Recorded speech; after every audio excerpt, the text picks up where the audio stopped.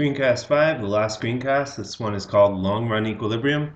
In this screencast, we're going to look at some of the long run implications of perfect competition, and we're going to finally get to why it is that economists think of it as an ideal market model, why it is that economists love perfect competition so much. Okay, so far we've been looking at perfect competition in the short run. I haven't really been explicit about that, but it's been the case. And you might have known that or noticed it because there were fixed costs. You'll remember that the short run is the time period in which a firm has any fixed costs, and we've been talking about fixed costs along the way.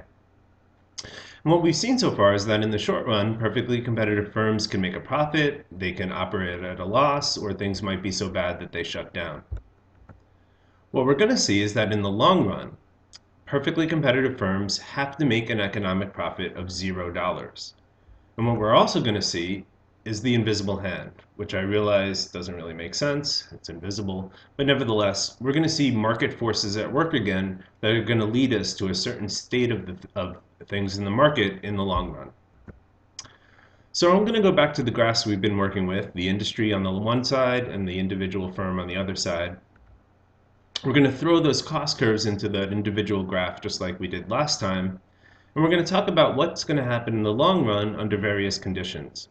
Now there's a story involved here. I'm going to call this the long run story. And the story kind of changes depending on whether firms are making profits or losses. So we'll start with the story where firms are making profits. Now, if you look at this graph closely and you understood the last screencast, you'll see pretty quickly that this is a firm that's making a profit in the short run. The price that it's charging, the blue dot, is greater than both average total cost and average variable cost. This is a happy firm. Now think about what it means to make economic profits. If you're making an economic profit, it means that you're doing better than anything else in the world you could possibly be doing. Economic profits are like super awesome. If you're sitting there as an apple farmer and you're doing better than anything else in the world you could possibly be doing, the long run story goes that at some point, other firms, other individuals, other people that could be apple farmers are going to look over to you and say, hey, they're making more money than anything in the world else in the world they could possibly be doing. I want to do that too, right? I want to make more money than anything else in the world I could possibly be doing. And this is kind of where it becomes important in perfect competition that there's free entry and exit. There's nothing preventing other firms from being apple farmers or other people from being apple farmers. It's really easy to get into this business. A couple apple seeds, some dirt, and you're an apple farmer. Now what that's going to do to the graph is an integral part of the story. What's going to happen is that as these other individuals and other firms enter this market, in the left-hand graph, the supply is going to shift to the right. Remember, number of producers was one of the determinants of supply, one of the things that pushes around that supply curve. So as other people enter the industry, the supply curve is going to shift from the black one to the blue one, as other firms decide they want to be apple farmers too, and they want to make economic profits. Well, notice what that does to the equilibrium price.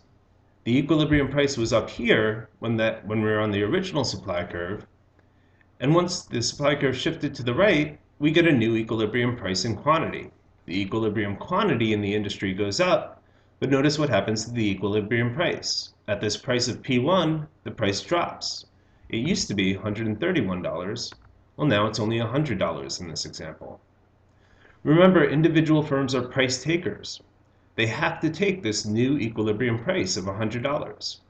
So for the individual firm, their price line, which again is the same as their marginal revenue line and it's the same as their demand line, is going to shift down to that new equilibrium price.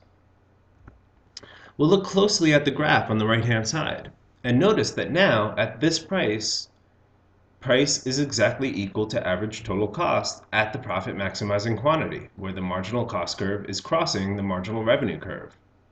In other words, this is now a firm that's making zero economic profit. And because it's making zero economic profit, there's no further reason for other firms to enter the industry, right? They're not making these super abnormal profits above anything else in the world they could possibly be doing. So the graph on the right represents long-run equilibrium, a firm that's making zero economic profit because there's no other reason for other firms to come in. We're at equilibrium. Now, what if the price were to go even farther down? What if we were to overcorrect? Or let's start off with a firm that's making losses. This is the long-run story if we're in an industry where individual firms are making losses. If you look on the right-hand graph, I've drawn the graph of a firm that would look a graph that would look like a graph of a firm making losses, where price, which is equal to marginal revenue, crosses marginal cost. That's the profit maximizing quantity. And notice that the price here is below average total cost, but still above average variable cost. Again, this is a firm that will operate at a loss. Well, if you're operating at a loss, at some point, those firms are going to leave. They can't leave in the short run as long as they have their fixed costs, as long as they have a lease or something else. But once those fixed costs go away, once they don't have to pay those fixed costs anymore, now there's no reason for them to stay in business anymore. These are firms that will simply shut down once they get rid of their fixed costs. As some of those firms shut down, some of them are going to start to leave the industry. And again, I want you to think about what that does to the supply curve in the left-hand graph. As those firms get to the end of their leases and lose their fixed costs, if they're still losing money, at that point they're going to shut down. And when they shut down, the supply curve is going to shift to the left. Fewer suppliers means less supply. Again, look at what that does to equilibrium price and quantity in the industry graph. We go from a price of 131 and a quantity of 1,000,000 units to a price of maybe $160 and a quantity that's lower, maybe 800,000 units. But more importantly, look at what that did in the right-hand graph to that equilibrium price, that price-taking price, which again is the same thing as marginal revenue and demand and the rest. As the firms leave the industry, the equilibrium price is getting raised, and essentially what's happening in that left-hand graph is that those losses are getting squeezed out. Here the firm is making losses, but once the supply curve shifts to the left as those firms leave, the losses go away. Here we're in a situation where, again, price, which is happening right here, at the profit maximizing quantity, which happens where marginal revenue, which is again this blue line, crosses marginal cost, is exactly equal to average total cost. So again, we have zero economic profits, and again, we're in long-run equilibrium. Because the losses got squeezed out with that price increase, there's no further reason for firms to leave. So if price is above average total cost in the short run, firms will be making profits. Other firms will come in and squeeze out those profits. If firms are making losses in the short run, then as we get to the end of the short run and those firms leave the industry, the price rises and we squeeze out those losses. Again, the invisible hand, firms acting out in their own self-interest, trying to maximize their own situation, are leading to a certain state in this market, and we call that state long-run equilibrium. The graph on the right represents long-run equilibrium for a firm, and the important part of it is that price is exactly equal to average total cost. That's how we know we're at long-run equilibrium. No positive or negative economic profits. Now I want you to notice some things about long-run equilibrium before we talk about why it is that economists like perfect competition so much. First off, notice that zero economic profit means that the firms are only making normal profits. They're just covering their costs, including normal profits, whatever else in the world they could possibly be doing.